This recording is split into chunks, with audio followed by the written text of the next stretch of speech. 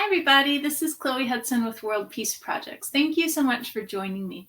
So today I wanted to focus on this topic, and I would like to explain how I experience this and then bring in some veins of correlation and experiences that I've been noticing and that clients and friends have been bringing to me in the past couple weeks.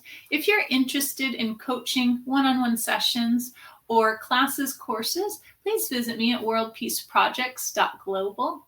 I'd also like to offer everybody 25% off right now for an animal session. I'm really enjoying communicating and healing and talking to the animals.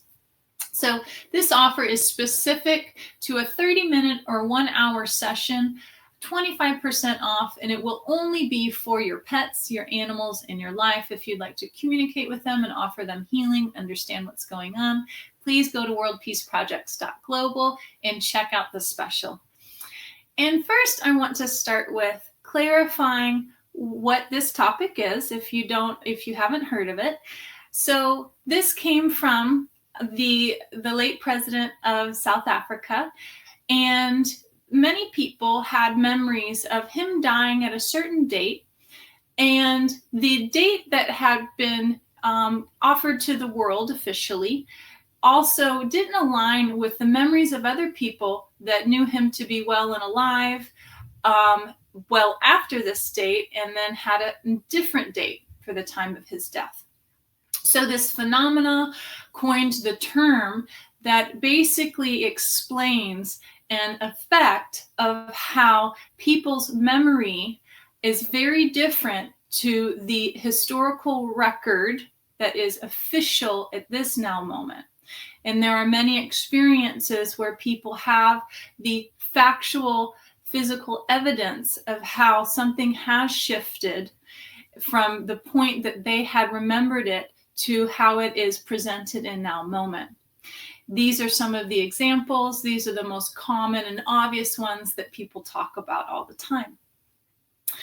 Now, for me, the way I experience this is twofold, because first of all, I don't think that the namesake does the justice of clarifying what is happening.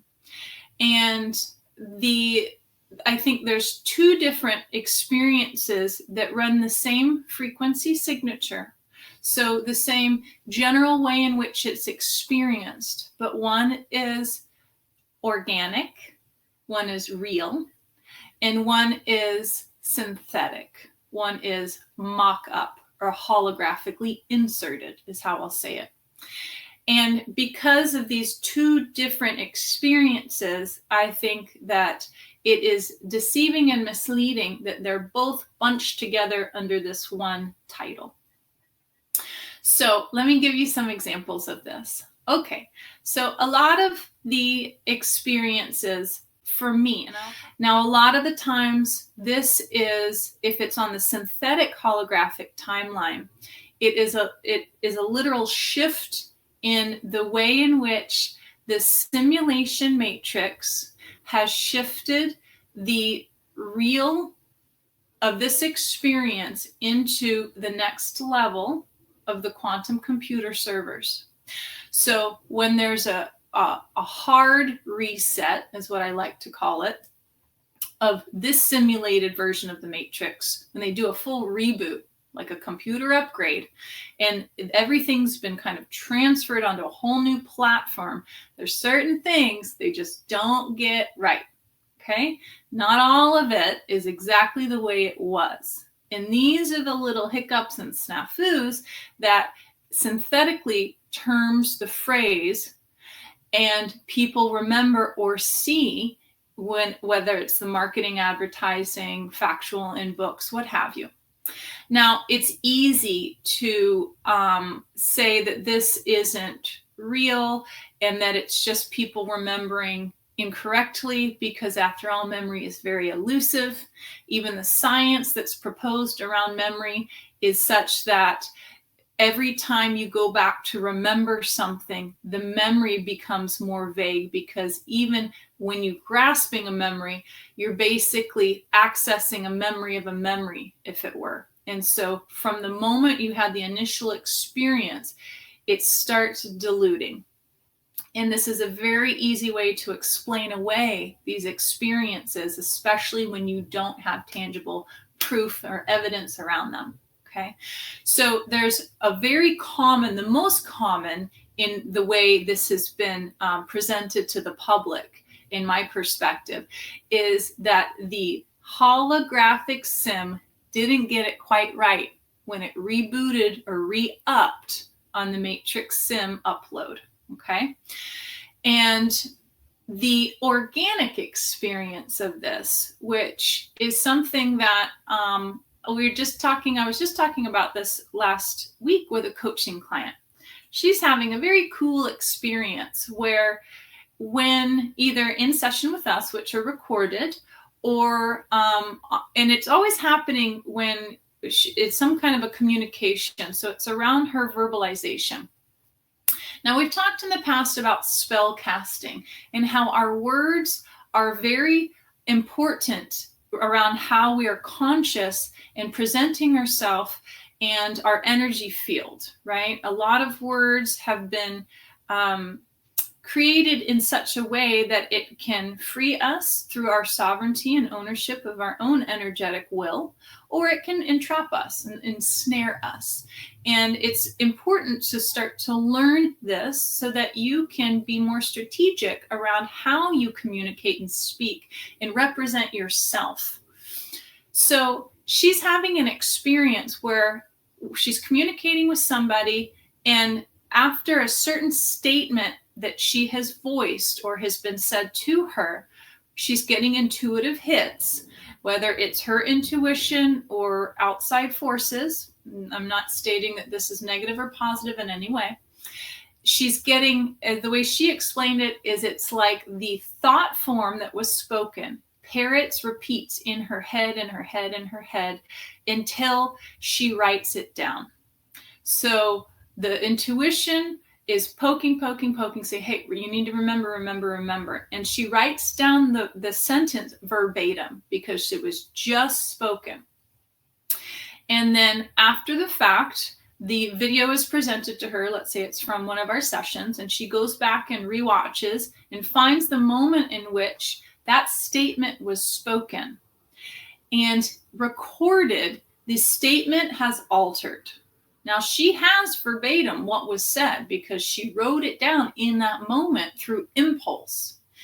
And then she hears what was said. It's her speaking it on video, or me saying it, or somebody else saying it, and it's altered slightly. And she'll write down the exact statement that is now being presented. And then she's brought it back to me for comparison. Now, this is a really cool case study because it's recorded, it's documented, and we can study the spell casting that's been shifting. And the interesting thing with this specific experience is that what has shifted very subtly is the way in which the words and the statements are laid out to either degrade her will and her sovereignty from the initial statement to the now presented statement, just enough that it gives an in to energetic infiltration because it was just slightly disempowered. Or it has shifted in a way where her experience and energy is now more supportive and stronger. Now, the first time this happened, the verbiage was, we were talking about the way in which she's experiencing the AI infiltration and interference. In the initial statement, she said was something to the effect, if they don't know my intention, they can't mess with me, right? She used a curse word, but that was basically what it was. And this initial statement, it was very staunch. It was, this is how it is. They don't know what I'm up to. They can't mess with me. She wrote it down because she was prompted. when she went back to watch it, it had shifted into almost a question. And she was saying, well, how can they mess with me if they don't know what I'm about to do? So it changed the energetic way she's presenting it. And it gave an in to the ability for her to get messed with, because she's not saying now that they can't mess with her. She's saying, how can they if they don't know? So now they could if they had a creative strategy. And this was a subtle alteration, but it was important. And that shift in this effect was a synthetic insert, okay? Because after all, that was a conversation with her and I, and we're working to assist her through holding her strength and her energetic protection. So nowhere in that session were we efforting to degrade her. It was quite the opposite. Now she comes back to me a few weeks later, and she's had a conversation with somebody else and has the same experience 3 different times within the conversation. She wrote it down. The conversation was also recorded, and we went to analyze it. Now, this was an interesting one because this was more organic. She had communicated with somebody that she had energy in the past, and the initial reason that she had reached out for this communication was to clear the air with some of the energy, which was ultimately empowering for her. And the way in which the statements had changed is the initial statements that were said, there was some kind of an energetic load, because in the conversation, in the now moment conversation she's having, she's clearing the air. She's hoping that this conversation will lead to some form of closure and be able to clear the energy so she can move forward in a certain way in her emotional and energetic being. So the way the information or the statement is presented initially, it has the energy of, I'm still a little bit energetically, emotionally heavy, but we're working to clear it. She writes it down. She gets that same intuitional prompt, and she comes back to the recording, re-listens to these specific statements, and they've altered. But they've altered just enough to show that, because after the fact, this is how I experienced it or perceive it, because she went through this conversation, she found her closure, she shifted her frequency signature in her being. She worked to empower herself. She faced a fear. And now she has released, hopefully, a experience so it won't turn into a pattern that she recreates. She's more empowered. She overcame a challenge. And these statements that held a bit of a frequency wobble, because in that moment that she expressed the statement, she still had the challenge. And then when she goes back to listen, the statement has altered just enough to reflect the empowerment that was gained after the conversation. So in effect, she shifted her timeline to a more empowering timeline, so that the energy in the conversation at certain points reflected that. An example is, one of the statements was, somebody said to her, I don't want this to affect your bill. And they were speaking about, she wanted to send this person a gift. That statement shifted to, I don't want it to affect your wallet. Now, that seems insignificant and irrelevant to a lot of people, but those of us that study spell casting and the power within words, is we understand that when we talk about a bill, that can also mean debt owed, right? Energetic owance, karma, what have you. Now, a wallet is simply somewhere that you carry your prosperity, right? It's just an object in which you put in your monetary prosperity. So it has a very different frequency signature than a bill. And that is one example of how the energetic shift to her benefit, because she released the karma around it. Now, a lot of these experiences, they're extremely subtle. And that's why it's very important to understand how to read frequency signatures, especially if you're trying to discern the difference between this effect and, is it a synthetic experience, or is it a more organic experience? If you'd like to learn how to read frequency signatures, I offer a course on this. You can take this virtually. Just follow this link. Now, the reason I'm bringing this up is because there's also some experiences that correlate with this, and they all tie in together. So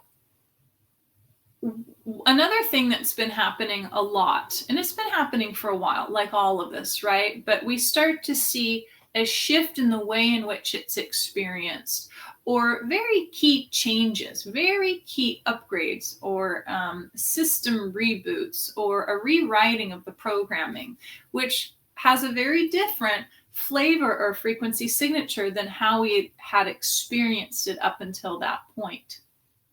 So I experience a lot the mind swipe. So a lot of times, everybody who works with me and all of my friends and family know that I have a very intriguing experience with memory. Now, for them, maybe they perceive it as just that I'm forgetful, or that I even need to take care around my memory loss, or what have you. But I'm acutely aware that it's very different with my experience with metaphysics. Now, a bit of my backstory, for those of you that haven't been following me for very long, I've been in the metaphysical industry for 16 plus years now. And the bulk of that experience was I was primarily a channel or a medium for about 14 years. And I was a very efficient medium in the way that I could access or communicate, or I perceived that I could communicate with most consciousness within this universal realm. So, and I was very diligent. I did that a lot. I communicated constantly. Now, at this point in my career, I have taken a complete redirect, and my whole belief system has restructured. I've been very vocal about that. And I no longer promote, condone, or advocate channeling or mediumship of any form. I believe it's very dangerous. And there is a very specific difference between channeling and mediumship in ESP. And basically, a general way to say this is, if somebody's channeling or being a medium, they're allowing the consciousness of whatever it is that they're channeling or believe that they're channeling, because most of the time they're not channeling what they believe they're channeling, to access their body. It's not just their physical body. It's emotional body. It can be sexual body. It can be mental body. Access their consciousness and speak through them. Because true mediumship and channeling is when you step aside and let this consciousness come directly through you. Well, let's think about this logically on a human one-to-one communication style. I'm not going to let some person come stand in front of me and kind of pantomime what it is that I'm trying to say when they're speaking to somebody else. That seems asinine. It doesn't make sense. It would look quite silly, right? But let's say I'm translating another language. I'm going to listen to what this person has to say, and then I'm going to turn and explain to this person what they're saying. Now, if you're doing that on a Claire space, that's ESP. You can have a conversation through nonverbal communication with animals, with plants, with entities, what have you. And then you can relay that information to third party. But nowhere in that does the communication require me to allow this person to access my energetic boundaries in any form or fashion. It's a huge difference, and it's very important to understand that, because there's mass ramifications of just allowing these beings and energies and entities to access you.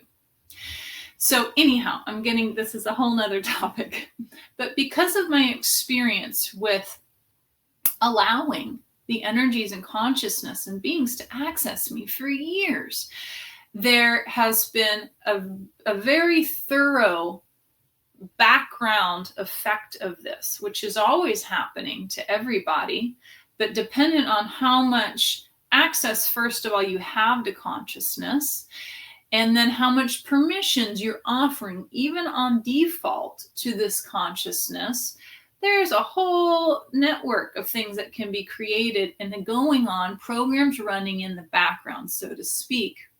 And because I had made links and communications and connections to a whole slew of beings, of planetary bodies, of galaxies, of solar systems, of plants, of animals, of consciousness, and I'd been constantly eluded by who's what and what's what, there's been a mass consciousness access and pull from my being, and an information highway that I'd already been directly connecting and creating happening in the background. And unfortunately, I wasn't aware of that. And this is very common for all of us, really. Hence the reason we're trying to access our subconscious, and hopefully we're doing our shadow work. But because of the unique and expansive way in which I had been opening up and accessing consciousness, there was a very expansive and very unique experience around memory and information. And so while sometimes when I'm communicating and I forget something or I can't grab, it's really I can't grab the history or the memory of it. It's because the information in a way has been taken, it's been swiped, it's no longer present for my consciousness to access. Okay. And because I have such a very thorough and personal experience with this that's ongoing, I even am aware that if there, and I say they, right? A lot of you understand what I'm talking about, and this isn't a positive they right now, but let's say, the engineers or the architects of the matrix, we'll just call it that, and having a communication. This happens often with clients or people. And I'm about to give a key statement. It usually has something to do around a teaching point that obviously they deem important. They don't want it to be offered. They do still have the ability at times to swipe the statement. And I feel it and I know when it's happening. Now, a lot of people might play this off because they're like, oh, I just forgot exactly what I was going to say. It's on the tip of my tongue. And it's kind of remnant to that. But because I'm familiar with the frequency signature and I can feel the thought form being extracted even, I know what's going on. And it can happen in real time like that, or it could be a memory swipe in dream time. Now, this is ramping up massively right now for everybody, especially when we go to sleep in dream time and there are pretty significant blocks and chunks of historical memory wiped from mass consciousness. And this is a really important thing to notice and take awareness around, because first of all, it's important to start writing things down. How do you remember it? What was your experience around it? What was the frequency signature? What was said? What did it look like? An easy example of this for some of us more seasoned metaphysics followers is the sun. Remembering the different experience and heat and warmth and color and hue and feeling and vitality of the sun when we were much younger compared to now, right? That is something, if you know what I'm talking about, that you can truly put your finger on and register. There is a significant difference. It's not the same anymore, right? And you hold on to that. You keep it, literally even physically write it down. It's good to do this because as they've been doing always through his story, and they're doing again in a very specific way, and they're doing it rampantly. They're altering history, okay? And they can do that so much more efficiently, especially with more recent history that people just don't remember. So grabbing and accessing your memory field is very important. Now, how do we do this? How do we bring our memory back into person? How do we protect ourselves from that swipe? Well, it's also important to understand in general how there is the upload of our consciousness onto these quantum computers and servers for the matrix. And the more we're engaging with the tech, the virtual, and all sorts of impositions onto our spirit, the more in which we're being uploaded and accessed by that. Now, that might sound very scary to some people, especially if this concept is new to you and it resonates with you. And I don't want to negate your fear, though I do want to say that it's been this way the whole time. We're just now becoming more aware of what's been happening and what is happening. It sucks. It's the way it is, right? And we're not meant to fix it.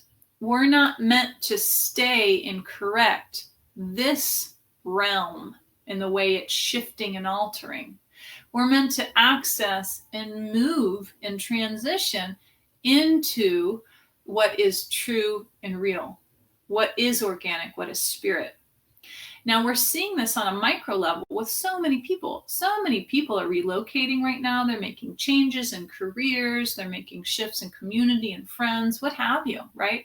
And it's at a point where either they're forced into it or a lot of people are aware they're just not comfortable in the current situation of what's happening. So they need to autocorrect and adjust. That is a micro experience of how this is happening on the macro, right? And so if we have fear around change, it's very efficient and healthy and supportive to just generally work on the fear around change in general. So you have more ease in the transition, because it's nice to be swift and be able to move with what you need to in order to regain your sovereignty or feel comfortable again. So that's one big key, very easy general approach is face your fear of change. Now also, as you're experiencing the way in which they're accessing your consciousness, it's important to start doing your work around drawing the consciousness back. Just because they have access and they've been able to pull a part of it up onto the servers and they're experiencing it and playing it out in sim realities and in your dream time, doesn't mean you cannot reclaim that. Okay? That's just like making moves on the chessboard, and they take a piece, you take a piece, right? They make a move, you can counter move. That's how it goes. So find your counter moves. A very important way to do this is, first of all, to understand the frequency signatures. You must be able to differentiate from the organic and the holographic inserts and mock-ups so that you can see when they are placing your consciousness into the virtual reality sim and say, wait a minute, this isn't real. You can shut that down and extract your consciousness and seal up the access point in which they created that virtual space to access you in the first place. This is specific work around reverse engineering timelines. If you're interested to know how to reverse engineer timelines, I have a virtual course on offer that teaches you these techniques. These techniques are brilliant and extremely efficient and quite easy to do in how to be able to re-access and protect and integrate consciousness and soul fragments that maybe have broken away from your holistic spirit through trauma or are just being accessed through these types of consciousness uploads. And when you're doing this work, it's important to understand when you're watching or experiencing or re-accessing these timelines, is this an authentic timeline or is this a virtual sim upload? Because just like in dream time, your emotional engagement to these things is very real. The way in which you choose to interact with them, the way in which you choose to get excited and upset and cry in a movie or engaged and angry when you're playing a video game, that energy is real for you. That is what makes it real. Not that the video game you're playing or the movie you're watching is real. You know that logically. But because you're engaging with it in the same way in which you would in organic life, it starts to make it real for you. It starts to offer the consent that in some way these virtual experiences of entertainment is real to some effect. And so when you're inserted into the holographic realities, or not necessarily because you've chosen it, you need to be able to recognize it, especially in dream time spaces, or even when you're accessing the altered timelines, past life, future life, whatever you want to call it. I just call it alternate because A lot of us understand the time illusion. So, and it's very much like all of these movies, we're seeing so much of this sci-fi stuff showing you what's happening, right? And so it's akin to, there's been several movies where you'll see the character walk into some kind of, it's usually some kind of like underground illegal club where people can pay exorbitant amounts of money and live out a virtual experience of whatever it is they want to do. Often it's really raunchy, it's illegal, it's crude, it's violent, what have you. It's a lot like this, because when those beings or people are uploading these virtual realities and inserting you into it, you're playing on their territory, right? You don't know you've been placed there. So you need to be able to recognize what's around you. Right now, it's easier for me to do this right now because where I'm at physically located, I've come back to my hometown for a while, and it's such a it's such a physical 3D representation of this, because when I was growing up here, it was pasture land. We rode our horses through the big fields of oak trees all over. There was a ton of open spaces, green everywhere.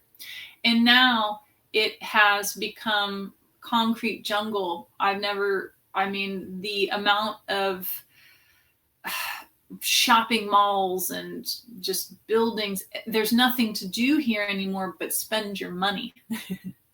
And the mass amounts of highways and freeways and roads, and it's just shocking. And every time I come into and I drive into the city from a specific direction, that is now a mass complex freeway system, which is where I used to ride my horse as a kid on the green pastures. And I've been aware of for years coming back that a part of it is my sadness, because I've seen what they've done and how they've degraded the land and the beauty here. But when I drove in a couple days ago, there was a distinct difference. I felt the sadness, but I also felt the grief of the land itself, right? And it was like I could feel as I'm moving through this mass concrete, I can't see any green around me, but I'm also simultaneously experiencing how the land looks in truth without all of this overlay. And I'm feeling the grief underlying literally how the land is underneath all the concrete that they've placed on top of it. And so I'm acknowledging the land and the elementals, and I'm also registering, like in this moment, how I can even see and experience the matrix overlay all around me, especially because I know this place is very different. I experienced this place when it was very organic, right? And I can vacillate in between the two and feel the significant energetic difference in the matrix reality compared to the more organic matrix that I experienced as a kid. And I can also experience the way in which the imposition of the frequencies on many different levels to the surrounding community and the people, it's altered the way in which they navigate, which we're aware of, right? And this is a way that we can kind of move in and out of this experience and become masters into ourselves of navigating the game or the matrix, but staying on top of what's true to us. Because the way in which the accelerated rate of all of this is happening, which seems very scary for a lot of people, is always reflective of the accelerated rate in which you have access to your manifestation creative powers. They're so potent, they're so strong right now, right? And so how can you get more into your being, paying attention to who it is that you are, to be able to navigate this in a way where your access at least matches this fallacy? And it's a simple ownership if you've done the work.